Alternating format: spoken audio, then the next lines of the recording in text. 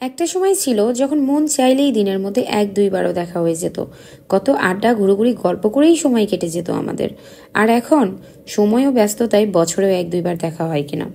Hello, আসসালামু আলাইকুম everyone. I hope আপনারা সবাই ভালো আছেন। আমিও ভালো আছি আলহামদুলিল্লাহ। প্রায় 1 বছর পর আমার এই ছোট্ট বোনটার বাসায় গিয়েছিলাম।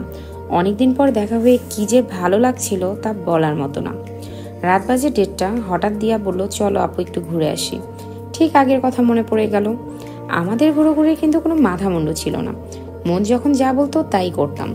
আর রাতের বেলা ঘুরে বেড়ানোর কিন্তু মজাটাই আলাদা। রাতের রাস্তায় কোনো গ্রিঞ্জি থাকে না। আর ঢাকার রাস্তাগুলো কত ফাঁকা আর সুন্দর লাগে, যা দিনের বেলা আশাও করা যায় না। তো আমরা চলে গিয়েছিলাম বন ক্যাফেতে। ওখানে গিয়ে আমরা ব্রাউনি অর্ডার করছিলাম। ব্রাউনিটা খেতে অনেক মজা ছিল। তো কার কার আমাদের মতো ব্রাউনি খেতে ভালো লাগে। তো আমরা ওখানে গল্প এবং আড্ডাতেই মেতেছিলাম। অনেকদিন পর যখন আমরা এক জায়গায় হই, মনেই হয় না যে এতদিন পর দেখা হয়েছে। এত গল্পের ভিড়ে সময় কখন চলে যায় বোঝাই যায় না। আমি, দিয়া, জয়া আমরা কত মজার সময় কাটাইছি তা কখনোই ভোলার মতো না। খুব মিস করি ওই সময়গুলো। এই রমজান মাস আসলেই জয়ার বাসা কাটানো দিনগুলোর কথা মনে পড়ে যায়। এমন কোনো দুষ্টামি ফাইজলামি নাই যে আমরা করি নাই। মন যখন যা চাইছে তাই করছি। তো যাই হোক, জয়া তোকে অনেক বেশি মিস করছি।